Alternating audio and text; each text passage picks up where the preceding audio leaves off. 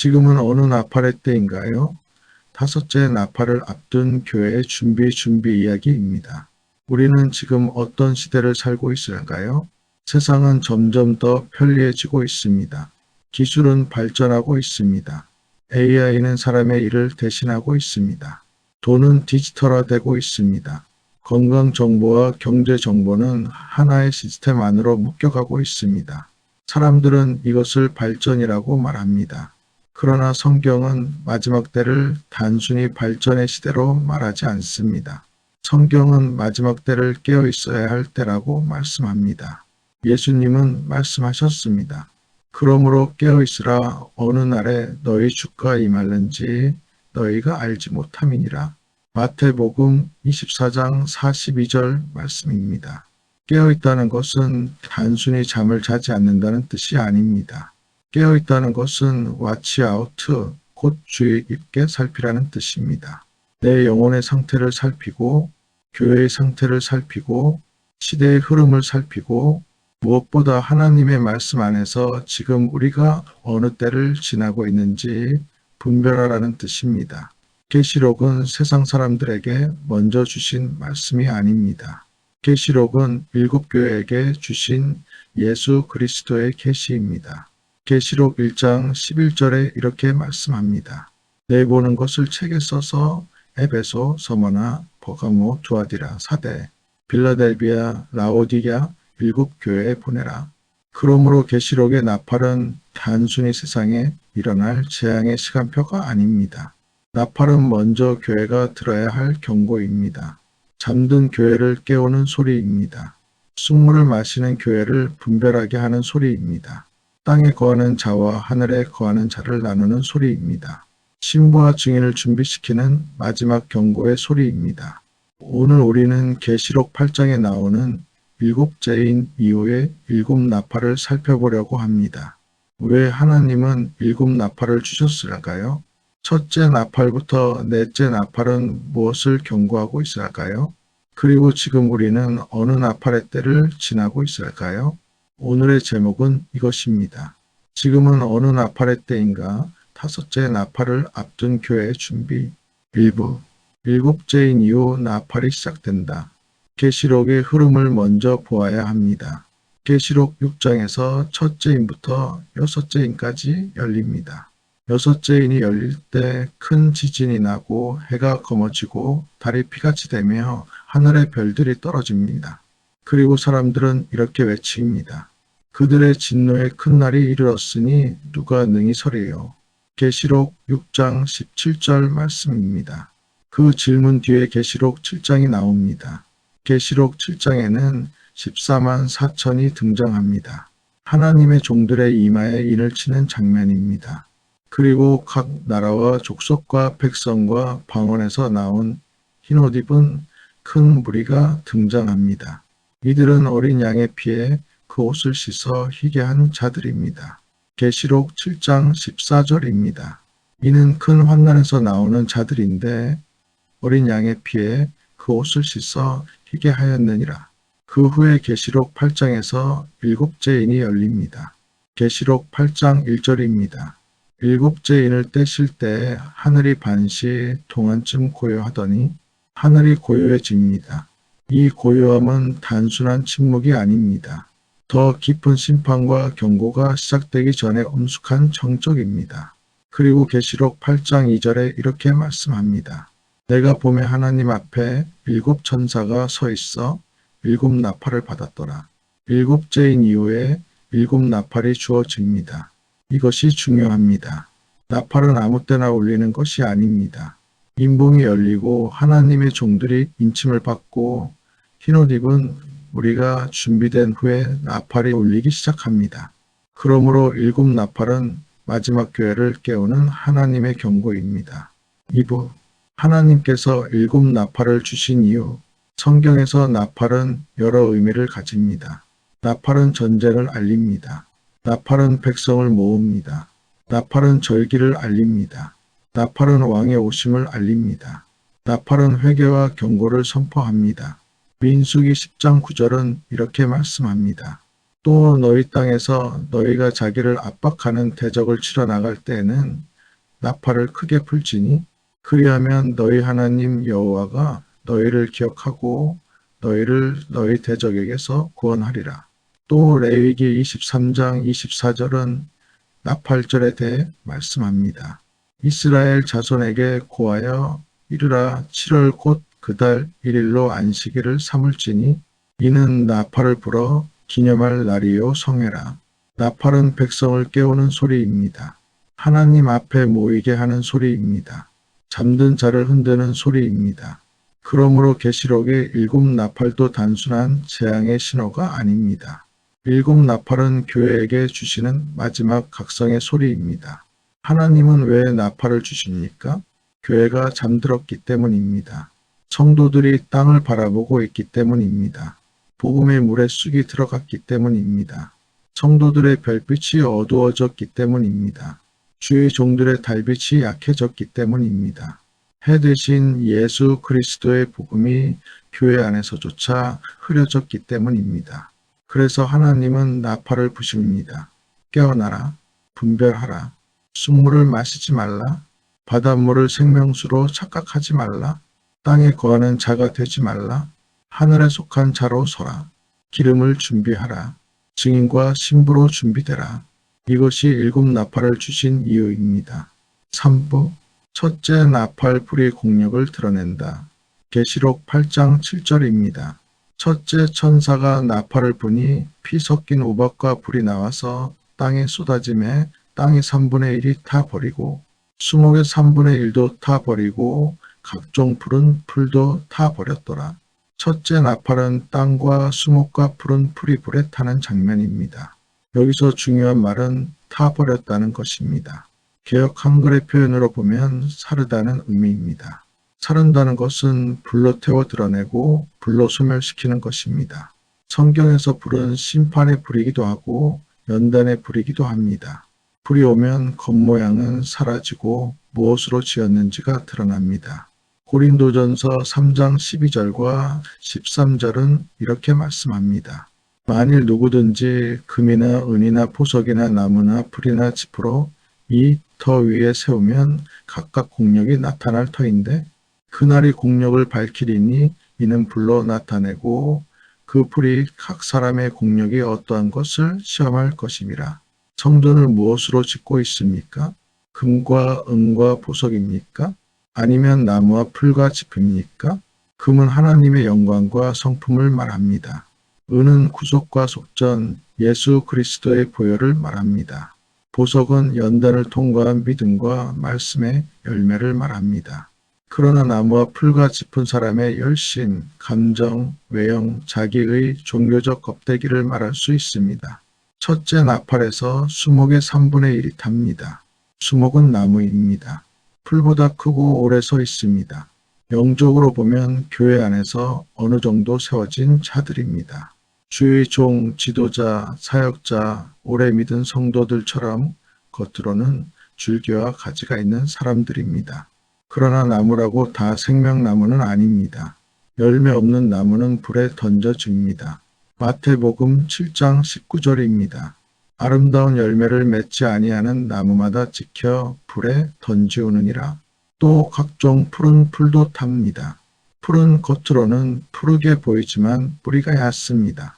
감정으로 은혜 받은 것 같고 분위기로 뜨거운 것 같고 겉으로는 살아있는 것 같지만 말씀의 뿌리가 깊지 않으면 불이 올 때 견디지 못합니다. 이사야 40장 6절은 말씀합니다. 모든 육체는 풀이요 그 모든 아름다움은 들의 꽃 같으니 그러므로 첫째 나팔은 묻습니다. 너의 신앙은 땅에 속했느냐 하늘에 속했느냐? 너는 푸른 풀처럼 보이지만 뿌리가 있느냐? 너는 큰 나무처럼 서 있지만 생명나무냐 불탈나무냐?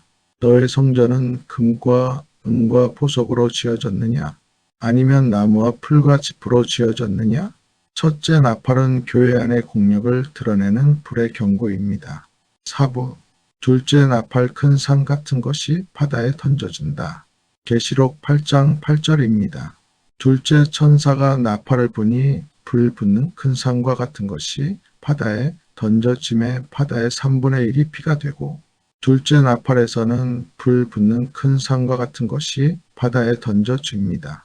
성경은 큰 산이라고 단정하지 않고 큰 산과 같은 것이라고 말합니다.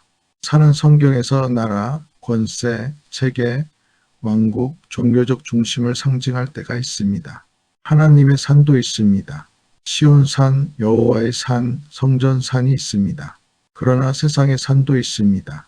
바벨론 같은 산, 교만한 산, 하나님께 속하지 않은 큰 체계가 있습니다. 예레미야 51장 25절은 바벨론을 향하여 이렇게 말씀합니다. 나 여호와가 말하노라 온 세계를 멸망의 사나보라 나는 내 대적이라. 둘째 나팔의 큰 산 같은 것은 하나님 나라의 산이 아닙니다. 불붙은 세상 왕국의 산입니다. 세상의 큰 사상, 큰 체계, 큰 권세, 큰 종교연합, 큰 정치 이념이 바다에 던져지는 것입니다. 바다는 세상의 물입니다. 많고 넓지만 마실 수 없습니다. 세상의 지식, 철학, 사상, 문화, 정치, 종교 혼합, 인본주의의 물입니다. 그런데 큰 산 같은 것이 바다에 던져지면 바다의 3분의 1이 피가 됩니다. 이 피는 예수님의 생명의 피가 아닙니다. 죽음의 피입니다. 심판의 피입니다. 세상의 지식이 피의 물이 되고 세상의 사상이 죽음의 물이 되는 것입니다. 공산주의 같은 무신론적 체계도 이런 흐름으로 볼 수 있습니다. 하나님을 부정하고 인간을 물질과 계급으로만 해석하고 복음을 투쟁의 도구로 바꾸면 그것은 바다에 던져진 큰 산처럼 작용할 수 있습니다. 또 복음의 유일성을 흐리는 종교다원주의적 연합도 조심해야 합니다. 예수 그리스도의 십자가와 보혈보다 인간의 평화와 종교적 화합을 더 앞세우면 그것도 바다의 물을 피로 만드는 큰 산 같은 체계가 될 수 있습니다. 문제는 단체 이름 하나가 아닙니다. 문제는 그 안에 흐르는 영입니다. 예수 그리스도의 유일한 구원을 흐리게 하는가? 십자가의 피를 약화시키는가? 회개와 거듭남보다 인간 연합을 앞세우는가? 하나님 나라보다 세상 체계를 더 신뢰하게 하는가? 그렇다면 그것은 둘째 나팔의 경고 안에서 분별해야 합니다. 둘째 나팔은 교회에게 묻습니다. 너는 세상의 바닷물을 마시고 있느냐? 세상의 지식과 사상을 생명수로 착각하고 있지는 않느냐? 세상의 큰 산 같은 체계가 복음의 자리를 대신하고 있지는 않느냐? 교회는 바닷물을 마시면 안 됩니다. 교회는 성전에서 흘러나오는 생명수를 마셔야 합니다. 5부 셋째 나팔 쑥이 강들과 물샘에 떨어진다. 계시록 8장 10절과 11절입니다.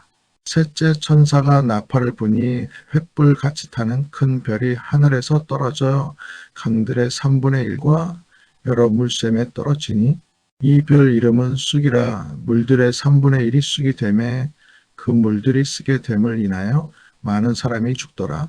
셋째 나팔에서 큰 별이 하늘에서 떨어집니다. 그 이름은 쑥입니다. 그런데 이 쑥은 바다에 떨어지지 않습니다. 강들과 물샘에 떨어집니다. 이것이 매우 중요합니다. 바닷물은 세상의 물입니다. 그러나 강물과 물샘은 마시는 물입니다. 영적으로 보면 교회 안에서 공급되는 말씀의 물, 성령의 물, 생명의 물입니다. 성도들이 마셔야 할 물입니다. 그런데 그 물에 쑥이 들어갑니다. 물이 쓰게 됩니다. 그리고 많은 사람이 죽습니다. 쑥물은 겉으로는 물입니다. 겉으로는 설교입니다. 겉으로는 성경 공부입니다. 겉으로는 은혜의 말처럼 들립니다. 그러나 그 안에 예수 그리스도의 십자가가 빠지면 쑥물입니다. 회개 없는 은혜는 쑥물입니다. 보혈 없는 복음은 쑥물입니다. 성령을 말하지만 진리보다 체험을 앞세우면 쑥물입니다. 하나님 나라보다 세상의 성공을 강조하면 쑥물입니다. 감정의 만족만 주고 죄를 깨닫게 하지 않으면 쑥물입니다.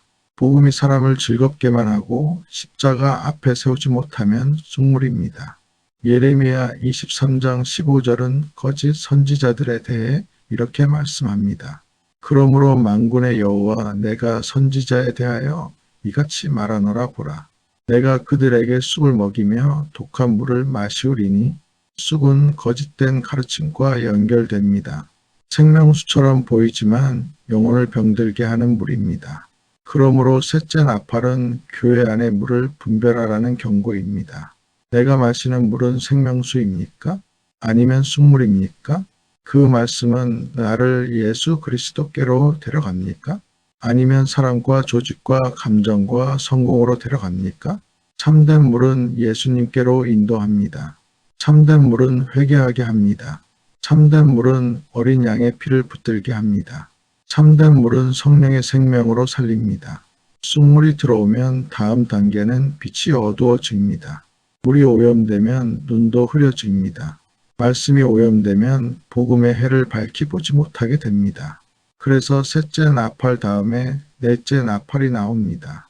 6부 넷째 나팔 해와 달과 별이 어두워진다. 계시록 8장 12절입니다.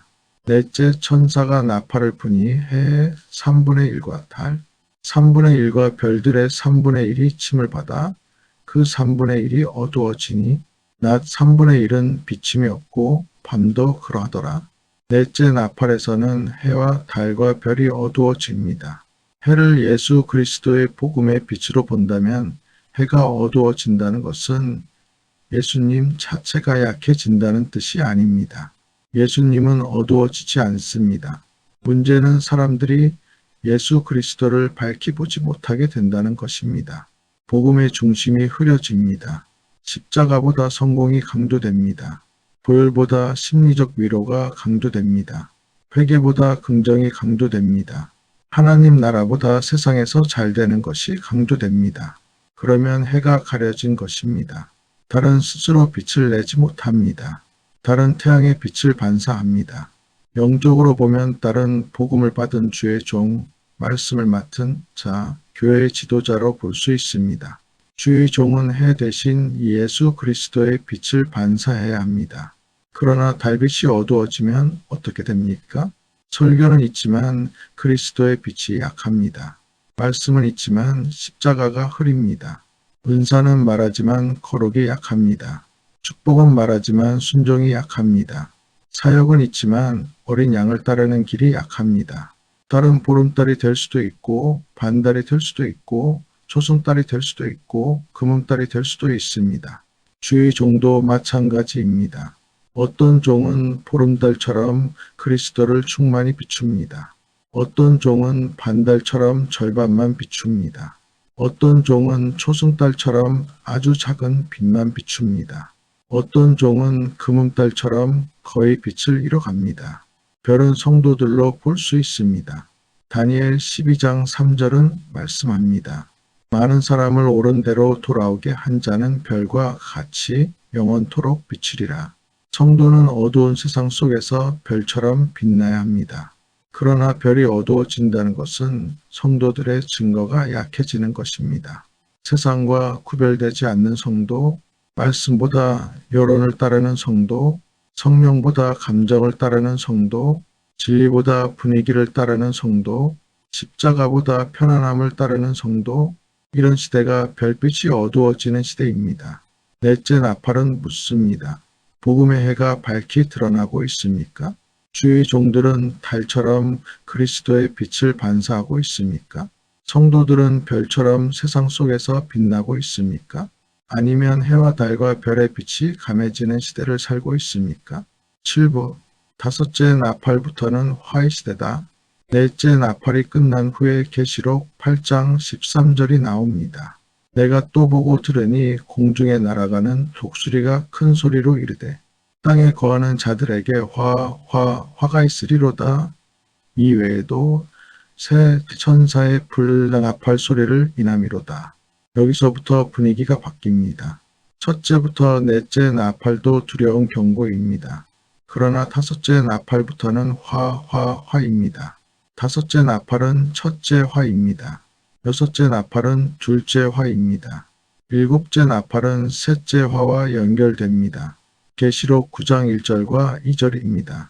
다섯째 천사가 나팔을 불매 내가 보니 하늘에서 땅에 떨어진 별 하나가 있는데 저가 무저갱의 열쇠를 받았더라. 저가 무저갱을 여니 그 구멍에서 큰 풀무의 연기 같은 연기가 올라오매 해와 공기가 그 구멍의 연기로 인하여 어두워지며 다섯째 나팔에서는 무저갱이 열립니다.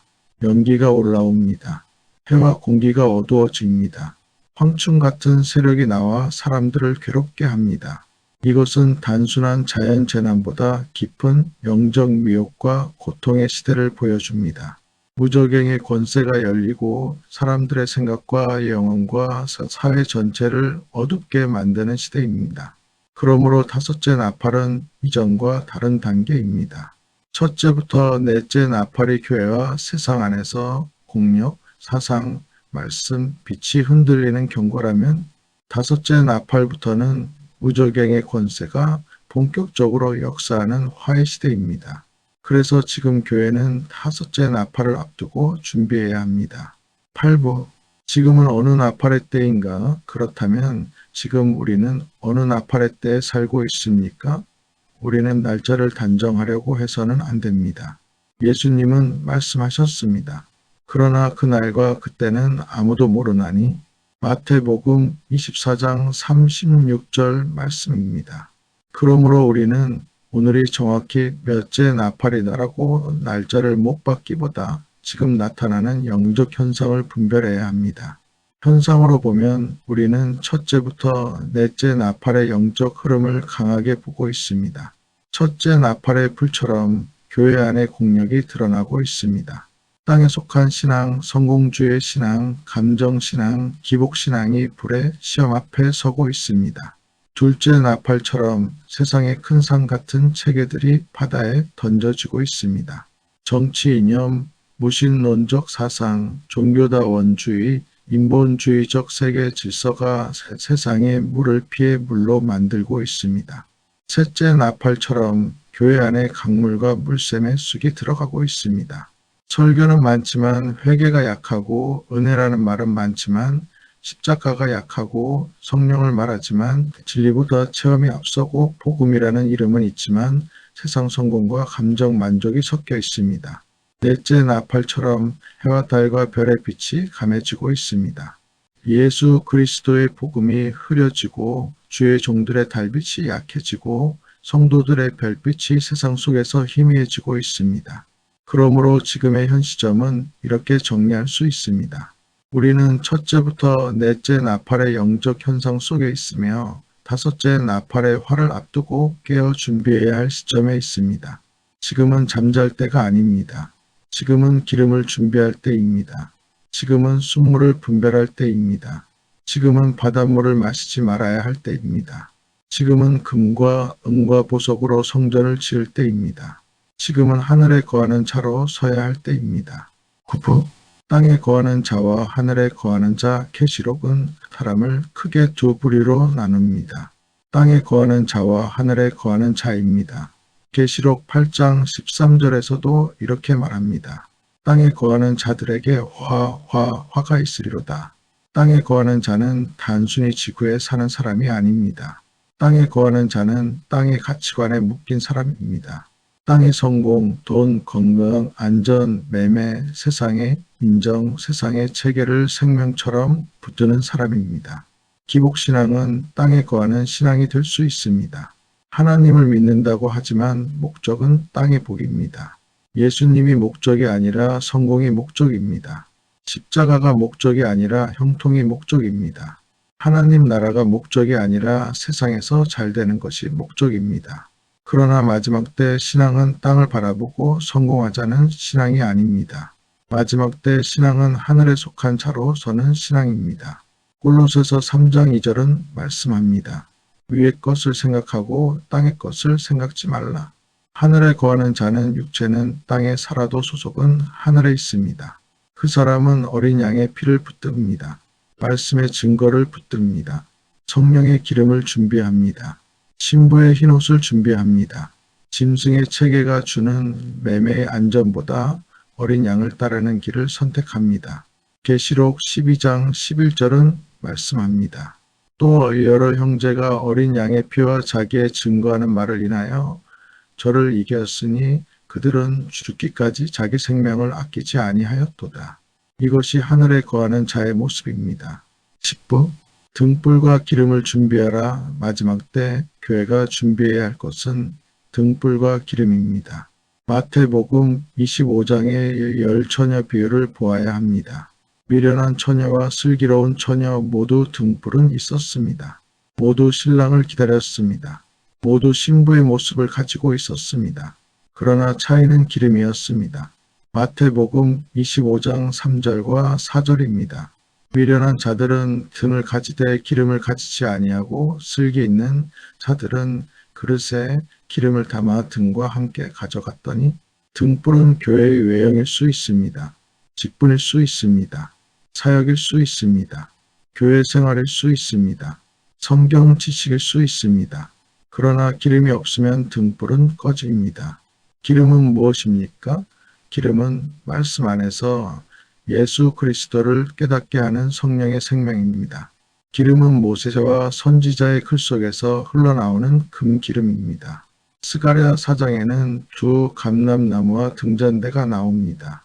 스가랴 4장 6절입니다. 이는 힘으로 되지 아니하며 능으로 되지 아니하고 오직 나의 신으로 되느니라. 두 감람나무는 등잔대에 기름을 공급합니다. 영적으로 보면 두 감람나무는 모세 율법과 선지자의 글로 볼 수 있습니다. 예수님도 부활 후 제자들에게 말씀하셨습니다. 누가복음 24장 27절입니다. 이에 모세와 및 모든 선지자의 글로 시작하여 모든 성경에 쓴 바 자기에 관한 것을 자세히 설명하시니라. 모세와 선지자의 글은 예수 그리스도를 증거합니다. 구약의 말씀은 버릴 말씀이 아닙니다. 그 안에서 어린 양을 보아야 합니다. 그 안에서 보혈을 보아야 합니다.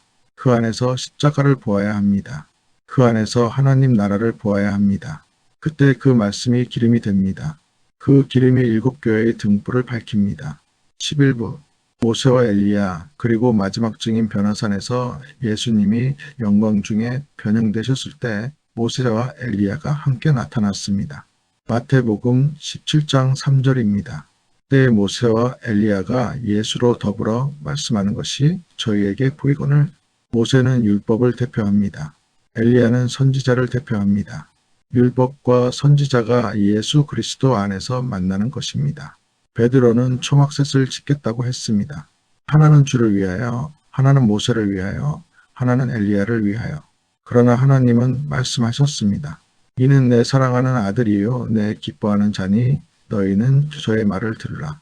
마태복음 17장 5절 말씀입니다. 결론은 모세도 아니고 엘리야도 아닙니다. 예수 그리스도의 말씀을 들으라는 것입니다. 모세의 율법도 예수님께로 가야 합니다. 엘리야의 선지자적 외침도 예수님께로 가야 합니다. 세례 요한은 엘리야의 영과 능력으로 온 사람입니다. 누가복음 1장 17절은 말씀합니다. 적과 또 엘리야의 심령과 능력으로 주 앞에 앞서가서 세례 요한은 회개를 외쳤습니다. 주의 길을 예비했습니다. 그리고 예수님을 가리켜 말했습니다. 보라 세상 죄를 지고 가는 하나님의 어린 양이로다. 요한복음 1장 29절 말씀입니다. 제사장은 죄를 제물에게 전가시키는 자입니다. 세례 요한은 예수님께 세례를 베풀며 세상 죄가 어린 양께 전가되는 길을 예비한 차로 볼 수 있습니다. 그러므로 마지막 증인은 세례 요한처럼 주의 길을 예비해야 합니다. 엘리야처럼 회개를 외쳐야 합니다. 엘리사처럼 생명을 먹이는 사역을 해야 합니다. 엘리사는 12겨릿소로 밭을 갈다가 부르심을 받았습니다. 그리고 자기가 몰던 소를 잡아 백성에게 먹였습니다. 열왕기상 19장 21절입니다. 엘리사가 그를 떠나 돌아가서 한 겨릿소를 가져다가 잡고 소의 기고를 불살라 그 고기를 삶아 백성에게 주어 먹게 하고 일어나 엘리야를 조주며 수종들었더라. 이것은 마지막 때 사역자의 모습을 보여줍니다. 구약을 문자로만 묶어두는 것이 아닙니다. 구약 안에서 예수 그리스도를 찾아 백성에게 생명의 양식으로 나누어 주는 것입니다. 마지막 증인은 외치기만 하는 사람이 아닙니다. 먹이는 사람입니다. 숫물이 아니라 생명수를 먹이고 바닷물이 아니라 성전에서 흘러나오는 강물을 먹이고 감정의 복음이 아니라 어린 양의 피와 말씀의 증거를 먹이는 사람입니다. 12부 후 3년 반을 통과하며 증인이 만들어진다. 계시록 11장에는 두 증인이 나옵니다. 계시록 11장 3절입니다. 내가 나의 두 증인에게 권세를 주리니 저희가 굵은 베옷을 입고 1260일을 예언하리라. 1260일은 42개월 곧 3년 반과 연결됩니다. 이 시간은 단순한 기간이 아닙니다. 증언의 시간입니다. 시험의 시간입니다. 환난을 통과하며 참 증인이 드러나는 시간입니다. 증인은 환난을 피해서 만들어지는 사람이 아닙니다. 증인은 환난 속에서 어린 양의 피와 말씀의 증거를 붙들고 통과함으로 만들어집니다. 평안할 때는 누구나 믿는다고 말할 수 있습니다. 그러나 매매가 제한되고 복음이 조롱받고 교회 안에 쑥물이 흐르고 세상 체계가 짐승의 체계로 묶여갈 때 누가 정말 어린 양에게 속했는지가 드러납니다. 그때 증인은 말합니다. 나는 땅에 속하지 않았다. 나는 어린 양에게 속했다. 나는 쑥물을 마시지 않는다. 나는 생명수를 마신다. 나는 짐승의 체계를 따르지 않는다. 나는 어린 양이 어디로 인도하든지 따라간다. 계시록 14장 4절은 14만 4천에 대해 이렇게 말씀합니다. 어린 양이 어디로 인도하든지 따라가는 자며 이것이 마지막 증인의 모습입니다. 13부 결론 지금은 준비할 때다. 사랑하는 여러분, 지금은 잠잘 때가 아닙니다. 지금은 어느 나팔의 때입니까? 우리는 첫째부터 넷째 나팔의 영적 현상들을 보고 있습니다. 땅의 공력이 불로 드러나고 있습니다. 세상의 큰 산 같은 체계가 바다를 피로 만들고 있습니다. 교회 안에 강물과 물샘의 쑥이 들어가고 있습니다. 해와 달과 별의 빛이 감해지고 있습니다. 그리고 다섯째 나팔의 화가 가까이 다가오고 있습니다. 그러나 두려워하라는 말이 아닙니다. 깨어있으라는 말입니다. 기름을 준비하라는 말입니다. 등불만 들고 있지 말라는 말입니다. 성전은 금과 은과 보석으로 지으라는 말입니다. 쑥물을 마시지 말고 생명수를 마시라는 말입니다. 바닷물을 마시지 말고 성전에서 흘러나오는 강물을 마시라는 말입니다. 땅에 거하는 자가 되지 말고 하늘에 거하는 자가 되라는 말입니다. 기복신앙으로 땅의 성공을 구하지 말고 하나님 나라와 그의 의를 구하라는 말입니다. 마태복음 6장 33절입니다. 너희는 먼저 그의 나라와 그의 의를 구하라. 마지막 때 교회는 성공자를 만드는 곳이 아닙니다. 마지막 때 교회는 증인과 신부를 준비시키는 곳입니다. 증인은 어린 양의 피와 말씀의 증거를 붙든 자입니다. 신부는 등불과 기름을 준비한 자입니다. 14만 4천은 어린 양이 어디로 인도하든지 따라가는 자입니다. 흰옷 입은 자들은 어린 양의 피에 옷을 씻은 자들입니다. 그러므로 지금 우리의 기도는 이것이어야 합니다. 주님, 내 안에 쑥물을 제거하여 주옵소서. 주님, 내 안에 바닷물을 제거하여 주옵소서.